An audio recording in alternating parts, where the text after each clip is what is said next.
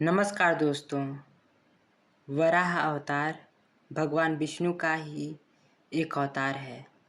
भाद्रपद माह के शुक्ल पक्ष की तृतीया में वराह जयंती मनाई जाती है। भगवान के इस अवतार में श्री हरि पापियों का अंत करके धर्म की रक्षा करते हैं। वराह अवतार जयंती भगवान के इसी अवतरण को प्रकट करती है। इस जयंती के अवसर पर भक्त लोग भगवान का भजन कीर्तन व उपवास एवं व्रत इत्यादि का पालन करते हैं। इस वर्ष वराह जयंती 26 अगस्त को मनाई जाएगी। जगत की कल्याण हेतु जो लीलाधारी भगवान अनेक अवतार लेते हैं, वराह भगवान का यह व्रत सुख संपत्ति दायक एवं कल्याणकारी है। जो श्रद्धालु भक्त वराह भगवान के नाम से माघ शुक्ल द्वादशी के दिन व्रत रखते हैं, उनके सोए हुए भाग्य जागृत होते हैं।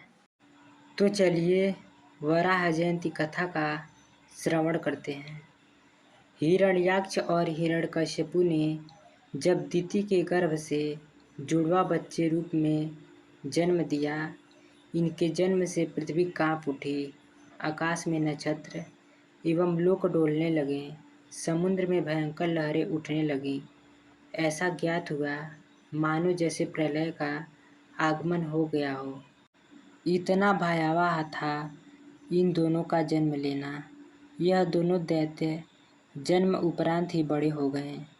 इनका शरीर वज्र के समान कठोर और विशाल हो गया।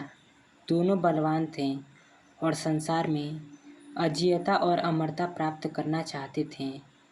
इसलिए हिरण्याक्ष और हिरण्यकश्यपु दोनों ने ब्रह्मा जी को प्रसन्न करने के लिए कठोर तप किया।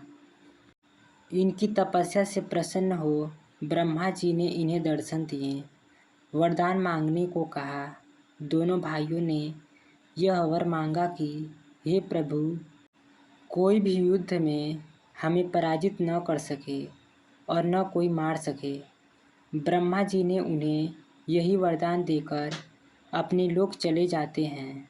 ब्रह्मा जी से वरदान पाकर हिरण्याक्ष और भी अधिक उद्दंड और निरंकुश बन गया।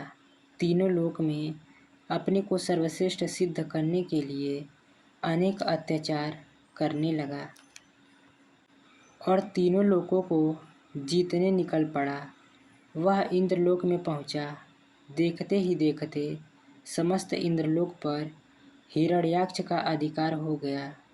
इसके बाद दैत्य हिरण्याक्ष वरुण की राजधानी विभावरी नगरी में पहुंचा और वरुण देव को युद्ध के लिए ललकारा। हिरण्याक्ष के वचन सुनकर वरुण देव क्रोधित हुए, परंतु अपने क्रोध को हृदय में दबाकर शांत भाव मुस्कुराते हुए बोले कि हो सकता है कि तुम महान योद्धा और शूरवीर हो, परंतु श्री विष्णु से अधिक तीनों लोकों में भगवान विष्णु को छोड़कर कोई भी ऐसा नहीं है जो महान हो।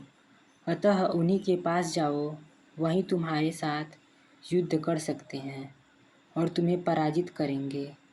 वरुण का कथन सुनकर हिरण्याक्ष अत्यधिक क्रोधित होकर भगवान विष्णु की खोज में निकल पड़ता है।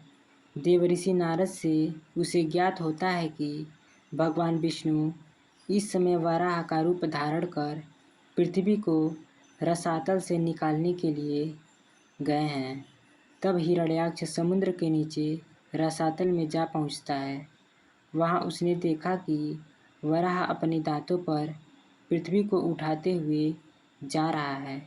दैत्य वराह को असभ्य भाषा में अभद्र वचन कहते हुए पृथ्वी को ले जाने से रोकता है।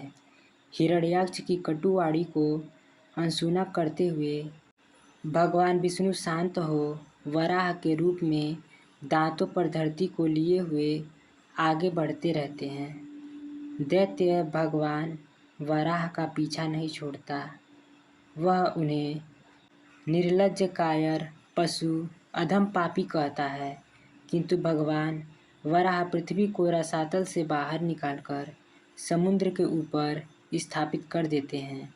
वराह पर अपनी बातों का असर न होता देख हिरण्याक्ष हाथ में गदा लेकर भगवान विष्णु पर प्रहार करता है। तब भगवान विष्णु हिरण्याक्ष के हाथों से गदा छीनकर उसे दूर फेंक देते हैं। वह त्रिशूल लेकर भगवान विष्णु को मारने का प्रयास करता है, लेकिन शीघ्र ही भगवान वराह सुदर्शन चक्र द्वारा हिरण्याक्ष के त्रिशूल से टुकड़े टुकड़े कर देते हैं। भगवान वराह और हिरण्याक्ष के मध्य भयंकर युद्ध होता है और अंत में भगवान वराह के हाथों हिरण्याक्ष का वध होता है।